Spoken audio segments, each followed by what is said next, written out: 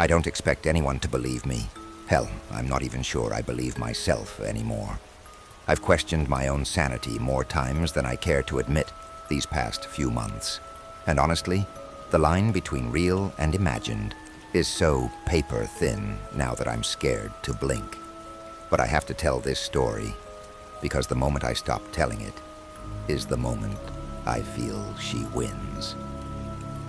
It started 3 months ago when I moved into a one-bedroom apartment just outside of Chicago. I had just gotten a new job at a design firm, my first real step up in my career, and I was desperate to get out of the roach-infested shared house I'd been stuck in for the past 2 years. The new place wasn't perfect. It was cheap, which should have been my first red flag. The building was old, the kind of stone-gray complex that looks like it hasn't been loved since the 70s. The elevator had a rattle to it like a dying breath every time it moved, and the hallway lights flickered on and off like they couldn't decide if they wanted to stay in this world or not. But it had a charm, in a weird way. That slightly haunted, vintage aesthetic that Instagram filters romanticize. The unit itself was small, but clean. Hardwood floors, a decent kitchen, and a bathroom with one of those giant rectangular mirrors that stretch the length of the wall. The mirror had these intricate floral carvings on the corners, like something you'd see in an antique store. I should have smashed that thing the day I moved in. The first time I noticed something was off was on my second night. I was brushing my teeth, getting ready for bed. Just another ordinary night. I was exhausted from unpacking, and my eyes were bloodshot from staring at my laptop all day. I leaned forward to rinse my mouth when I noticed something weird in the reflection. I was still brushing. I froze, staring. The version of me in the mirror didn't freeze with me. She kept brushing her teeth, slowly, rhythmically, like nothing was wrong. My heart did this awkward thump in my chest, and I blinked hard, once, twice. When I looked back, everything was normal again. I laughed it off. Told myself it was the lighting, maybe a delay in my perception, stress, too much caffeine, or maybe I was so damn tired my brain just glitched. Whatever. But it didn't stop. Over the next few days, things escalated. It was subtle at first. I'd catch quick glimpses of my reflection moving a half-second off from me. Little lags, like I was watching myself through a Zoom call with poor internet. But sometimes, the reflections would linger, just a beat longer than they should. Once I turned my head to grab my towel after a shower, and in the mirror my head didn't turn. It just stayed locked onto me, eyes wide and smiling. Smiling, I screamed, loud enough that my upstairs neighbor stomped on the floor, probably annoyed. But when I turned back to the mirror, gone. Just me again. Wet hair, pale face, terrified eyes. I covered the mirror with a sheet the next morning. That should have been it. Simple. Out of sight, out of mind. But that's not how this works. You can't ignore something that wants you to look at it. You have to look. The second night after covering it, I was woken up by a noise. It sounded like tapping. Tap, tap, tap. Coming from the bathroom. I thought it might be a pipe, or maybe a dripping faucet. I stumbled to the door, rubbing my eyes, and turned on the hallway light. The bathroom door was open, just a crack. The sheet over the mirror had fallen. No, been pulled down. It lay bunched on the floor, like someone had yanked it off and thrown it aside. My stomach turned to ice. I inched forward, each step like walking into a freezer. I pushed the door open all the way. There was no one there, just the mirror, and in it, me. Only, I wasn't standing the same way. The reflection stood straight, perfect posture, hands to the side, chin slightly tilted like she was studying me, and she was smiling again. Not a grin, not a smirk, a stretch, like her lips were being pulled back with fish hooks. Her teeth bared like she was in some grotesque beauty pageant, and her eyes were wrong. They were glassy, like doll's eyes, still, cold. Not mine. I slammed the bathroom door shut. I didn't sleep that night. The next morning, I did what any rational adult would do. I called my landlord and demanded they replace the mirror. I told them it was warped and messing with my head. I even offered to cover the cost, but they refused. "This is an antique piece," they said. "It's part of the original architecture. Been here since the building was constructed in 1974. Every tenant's had it." I asked if any of them had ever mentioned strange things happening with the mirror. The woman paused for a little too long, then said, "Not that I know of." She was lying. That night, I took the mirror down myself. It was heavier than it looked, but I was running on pure adrenaline. I carried it to the storage room in the basement of the building, buried it under some old furniture, and locked the door behind me. I felt relief for the first time in weeks. I even slept through the night. But the peace didn't last, because 2 days later, I saw her again. In the reflection of my microwave door, she was still smiling. It's funny how quickly you can lose control of your own life without even realizing it. One minute, you're laughing with coworkers and heating up leftover Thai food in the break room. The next, you're staring at your own reflection in the microwave door, and she's there. Not you, her, smiling, wide, cold, still. That first glimpse after I'd removed the mirror wasn't just a fluke. It was a warning. She didn't need the original mirror anymore. She had found a way out. I saw her again in the chrome faucet of my kitchen sink the next morning. I turned on the water, leaned in to rinse a cup, and froze, because her face, my face, was watching me upside down in the shiny steel curve. Still, smiling, unblinking. I backed away, heart hammering. But worse than seeing her was how long she stayed. I moved, stepped away from the sink, but she didn't move with me. Not immediately. Her smile just stayed frozen, locked in place, even as I stood feet away. And then, snap. She moved. A sharp twitch, like her head jerked sideways to follow me all at once, instead of smoothly turning like a human should. I didn't scream. I just stood there, shaking, teeth clenched so hard my jaw hurt. I stopped using that sink. Eventually, I stopped using anything that could reflect. Microwave, phone screen, kettle, glass oven door, elevator panel, toaster, even the rearview mirror in my car. I taped everything over. Covered every surface in duct tape, cloth, sticky notes, hell, anything. My apartment started looking like a deranged survivalist bunker, and that's exactly what I was. Surviving. At work, I started avoiding the bathroom entirely. I used the family restroom on the lower floor because it had no mirror. My coworkers started noticing something was off. They thought I was going through a bad breakup or some mental breakdown. Maybe I was. My boss called me in one day and asked if I needed time off. I told him I was just adjusting to city life. He didn't buy it, but he let it go. I started carrying around this little sticky notepad I used to cover up random reflective surfaces in public. Soda machines, car windows, even other people's sunglasses. More than once, someone caught me and gave me a dirty look, or flat out asked what the hell I was doing. I lied, said it was a prank, social experiment, whatever came to mind. But the truth was this: I wasn't just afraid of her reflection anymore. I was afraid of what would happen if she stepped out of it, because I could feel it. She was getting closer. That sounds crazy, right?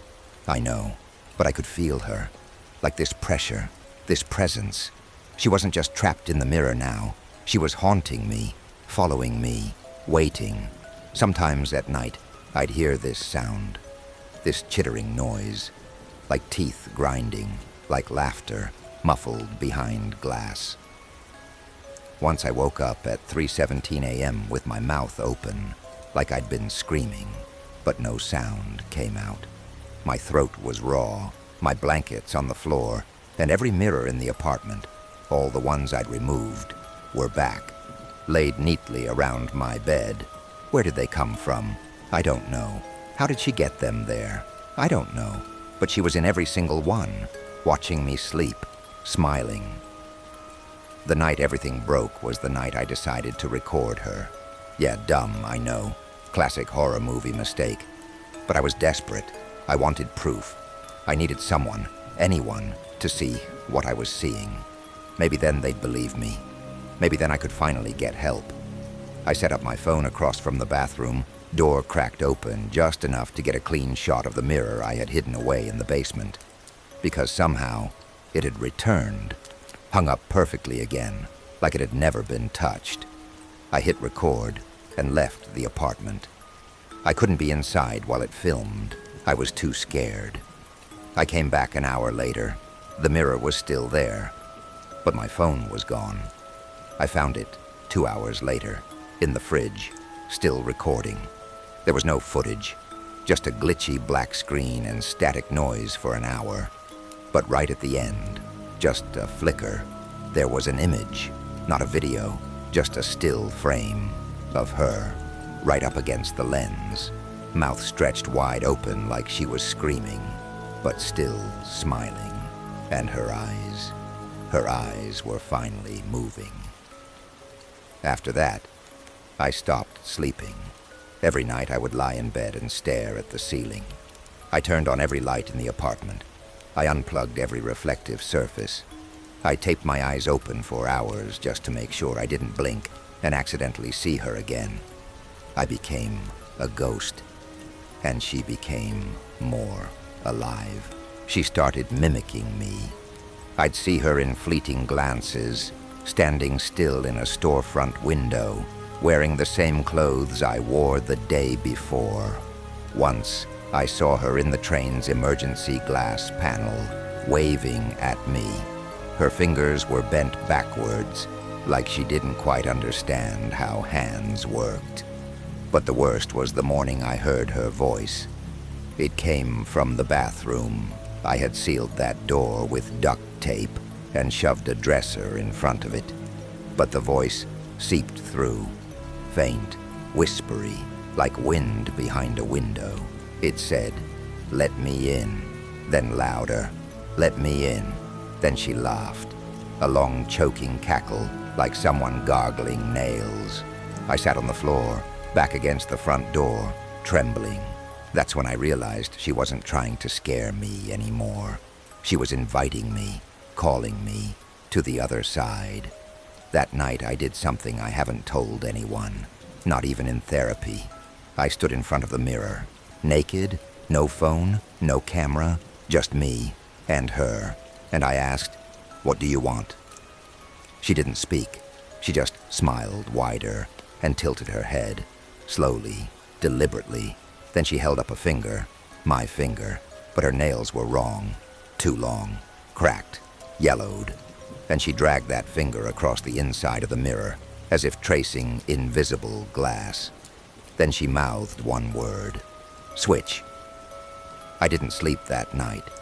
After she mouthed that word, "Switch," something in me cracked, not just mentally but spiritually, like she hadn't just been watching me all this time. She'd been studying me, learning, waiting, rehearsing, and now she was ready to take my place. For the next 3 days, I didn't go to work.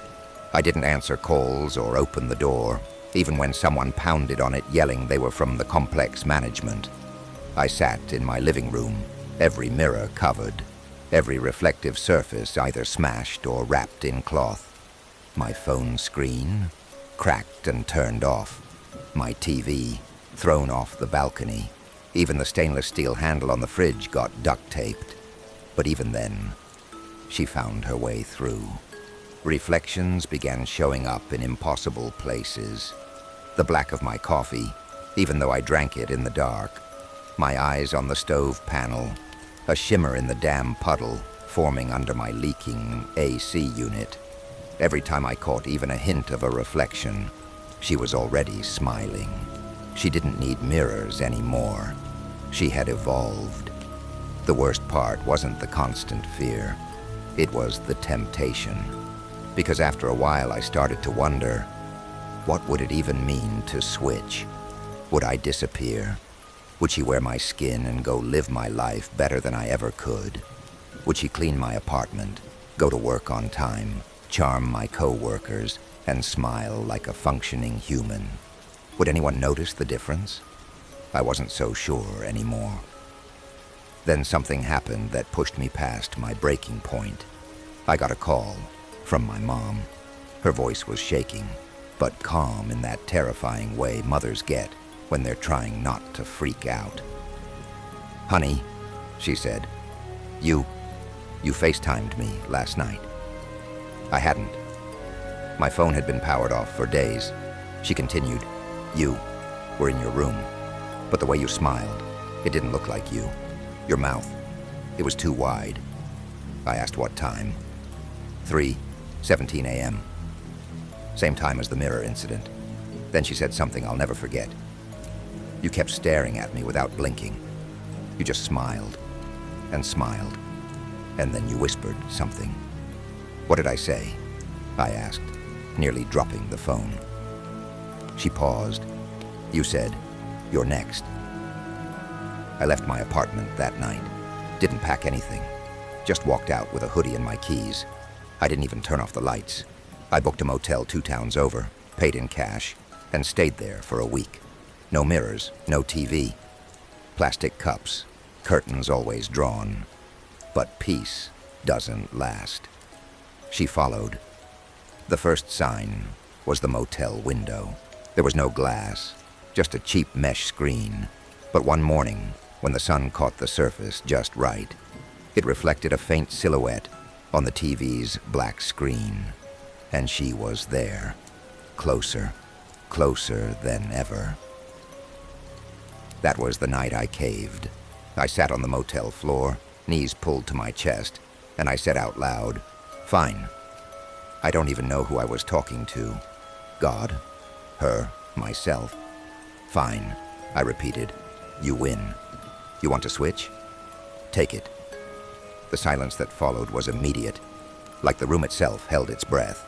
The air turned cold, and for the first time, I felt something tug behind my eyes, like a fishhook, like someone pulling at my soul. But then, nothing. I woke up, hours later, flat on my back. Still me, still alive, or so I thought, until I caught a glimpse of the motel bathroom doorknob. My reflection, my true reflection, wasn't there, but hers was, standing behind me, smiling. Now, she's in everything. Store windows, rain puddles, even the sheen off someone's watch. She doesn't hide anymore.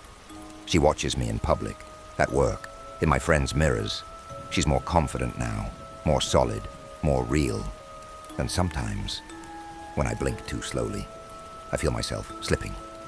Just for a second, I see from her eyes, not mine. I see myself, the real me, slumped on the floor, dirty, eyes wide, mouth slack. And she is standing in my apartment wearing my clothes, smiling, always smiling. I moved cities, changed my name, got rid of every possession I ever owned. No digital footprint, new number, cash only, everything. But no matter how far I ran, she was always there, always a second away from catching my gaze, always in the shimmer of something I forgot to cover. You don't realize how much of the world reflects until you try to erase every surface that shows your face. But here's the kicker. She's not just in the mirror anymore. She's outside them, too. 3 weeks after I started my new life in a small rental cabin off the grid in Vermont, I got a letter. An actual letter. No return address. Just my name. The name I hadn't told anyone. Inside, a single photo. It was me. Or rather, it was her. Wearing my face. Sitting at my old desk. Same plant. Same cup of pens. Same background. The caption, written in Sharpie across the bottom, "You look better now." I started spiraling. Again. Every night I taped over the tiny sliver of glass in the microwave.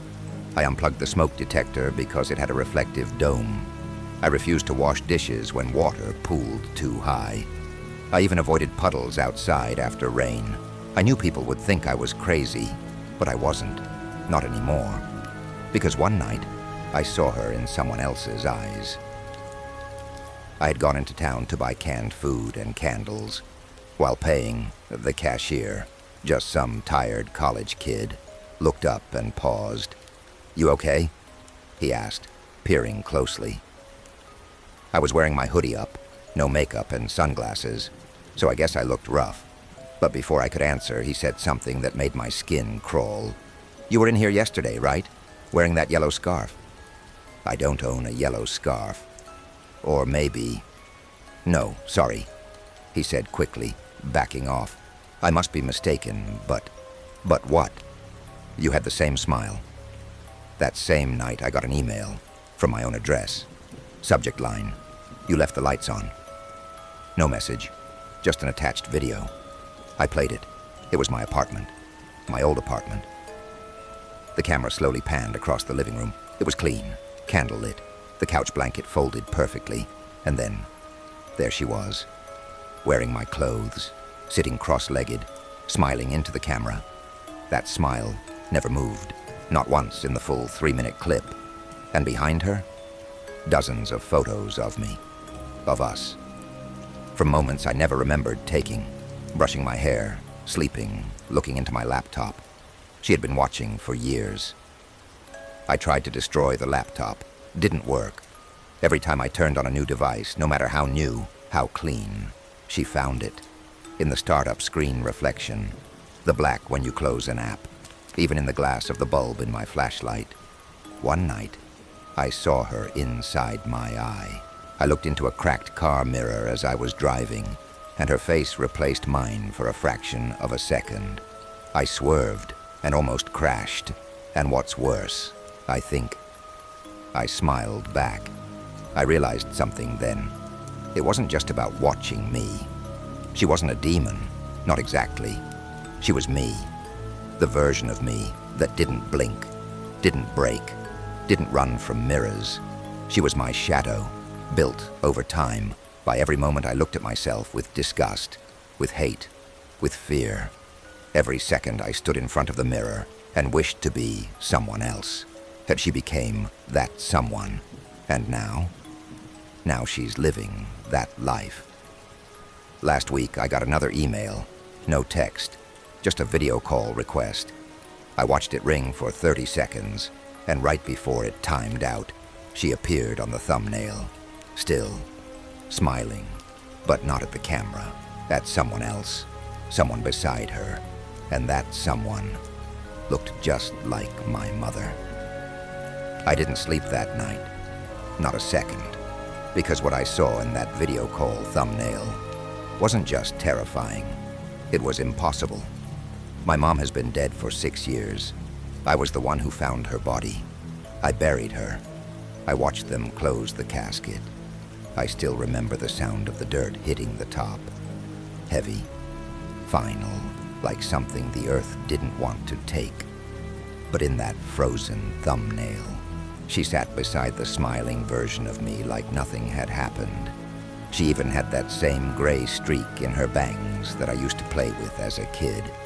She turned to mirror me and whispered something I couldn't hear. And then, both of them turned to look directly into the camera. I destroyed everything after that. Smashed the phone, burned the SIM, tossed the laptop in the lake. I stopped going into town altogether. No internet, no tech, just me, alone in a cabin with boarded-up windows and nothing reflective in sight. But still, I see her. I see them. It started small again. Shadows that didn't move when I did. The creak of the back door, even though I nailed it shut. But yesterday was different. I was out back, chopping firewood.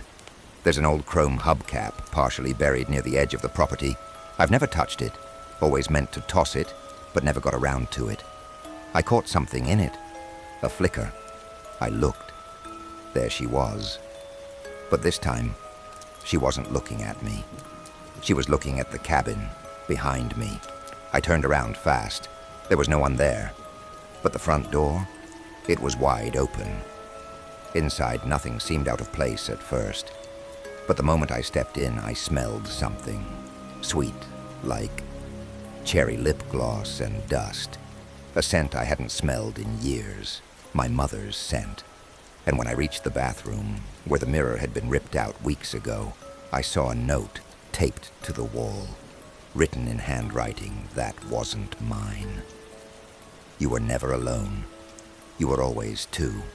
I haven't left since. I sleep in the daytime now. Less chance of shadows playing tricks. But at night, when the world goes still, I hear her, scraping her nails against the walls inside the cabin. The sound starts in the ceiling, then slowly moves closer. Room by room, like she's walking upside down. She's inside. And now, the last part. Why I'm telling you this. Why I used a burner device just to post this here, one last time. Because tonight I woke up to the one sound I knew would come eventually. Breathing. Not mine, not outside. Inside the mirror. She's back. Not her, though. Not the mirror girl. Me. The me I used to be. The one who ran. The one who was terrified. The one writing this now. But I'm not in control anymore. She's smiling, and I can't stop her. If you're reading this, check your reflection. Not just in mirrors, in screens, in glass, in water, in the eyes of the ones you love. Because once she sees you, she never forgets. And when you smile at yourself without knowing why, that's not your smile, that's hers, and she's already home.